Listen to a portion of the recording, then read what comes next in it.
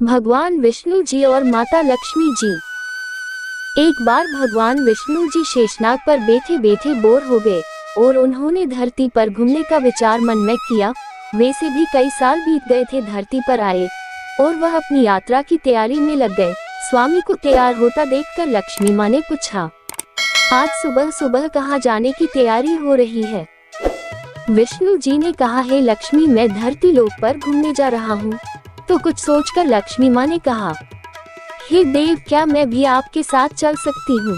भगवान विष्णु ने 2 पल सोचा, फिर कहा, एक शर्त पर। तुम मेरे साथ चल सकती हो। तुम धरती पर पहुंचकर उत्तर दिशा की ओर बिल्कुल मत देखना। इसके साथ ही माता लक्ष्मी ने हाँ कह के अपनी मनवा ली और सुबह सुबह माँ लक्ष्मी और भगवान विष्णु धरती पर पहुंच गए। अभी सूर्य देवता निकल रहे थे। रात बरसात होकर हटी थी। चारों ओर हरियाली ही हरियाली थी। उस समय चारों ओर बहुत शांति थी और धरती बहुत ही सुंदर दिख रही थी और माँ लक्ष्मी मंत्रमुग्ध होकर धरती को देख रही थी और भूल गई कि पति को क्या वचन देकर आई है और चारों ओर देखती हुई कब उत्तर दिशा की ओर देखने लगी पता ही नहीं चला। उत्तर दिशा में माँ लक्ष्मी को एक बहुत ही सुंदर बगीचा नजर आया और उस तरफ से भीनी भीनी खुशबू आ रही थी और बहुत ही सुंदर सुंदर फूल खिले थे। यह एक फूलों का खेत था और माँ लक्ष्मी बिना सोचे समझे उस खेत में गई और एक सुंदर सा फूल तोड़ लाए। लेकिन ये क्या, जब माँ लक्ष्मी भगवान विष्णु के पास वापस आई तो भगवान विष्णु की आंखों में आंसू थे और भगवान विष्णु ने माँ लक्ष्मी को कहा कि कभी भी किसी से बिना पूछे उसका कुछ भी नहीं लेना चाहिए और साथ ही अपना वचन भी याद दिलाया। माँ लक्ष्मी को अपनी भूल का पता चला तो उन्होंने भगवान विष्णु से इस भूल की माफी मांगी। तो भगवान विष्णु ने कहा कि तुमने जो भूल की है उसकी सजा तो तुम्हें जरूर मिलेगी। जिस माली के खेत से तुम नए बिना पूछे फूल तोड़ा है, यह एक प्रकार की चोरी है। इसलिए अब तुम 3 साल तक माली के घर नौकर बनकर रहो। उसके बाद मैं तुम्हें वैकुंठ में वापस बुलाऊंगा। माँ लक्ष्मी ने चुपचाप सर झुकाकर हाँ कर दी। आजकल की लक्ष्मी थोड़े थी और माँ लक्ष्मी एक गरीब औरत का रूप धारण करके उस खेत के मालिक के घर गई। घर क्या एक झोपड़ा था और मालिक का नाम माधव था। माधव की बीबी, 2 बेटे और 3 बेटियां थी। सभी उस छोटे से खेत में काम करके किसी तरह से गुजारा करते थे।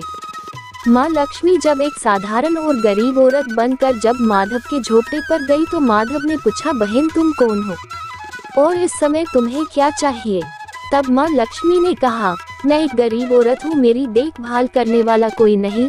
मैंने कई दिनों से खाना भी नहीं खाया, मुझे कोई भी काम दे दो, साथ में मैं तुम्हारे घर का काम भी कर दिया करूँगी। बस मुझे अपने घर में एक कोने में आसरा दे दो। माधव बहुत ही अच्छे दिल का मालिक था। उसे दया आ गई, लेकिन उसने कहा, बहन मैं तो बहुत ही गरीब हूँ। मेरी कमाई से मेरे घर का खर्च मुश्किल से चलता है।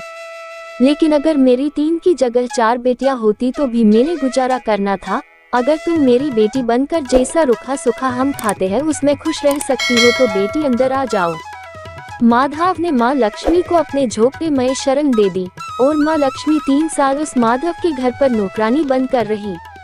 जिस दिन माँ लक्ष्मी माधव के घर आई थी उससे दूसरे दिन ही माधव को इतनी आमदनी हुई फूलों से कि शाम को एक गाय खरीद ली। फिर धीरे धीरे माधव ने काफी जमीन खरीद ली और सबने अच्छे अच्छे कपड़े भी बनवा लिए और फिर एक बड़ा पक्का घर भी बनवा लिया। बेटियों और बीबी ने गहने भी बनवा लिए और अब मकान भी बहुत बड़ा बनवा लिया था।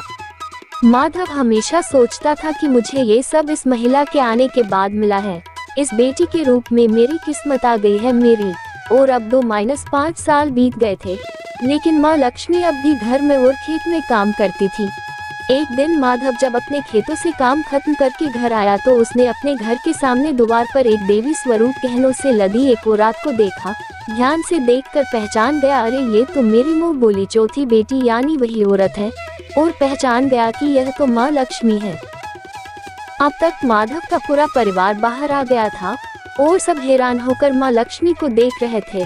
माधव बोला, है माँ हमें माफ कर, हमने तेरे से अनजाने में ही घर और खेत में काम करवाया है। माँ ये कैसा अपराध हो गया है माँ, हम सबको माफ कर दे।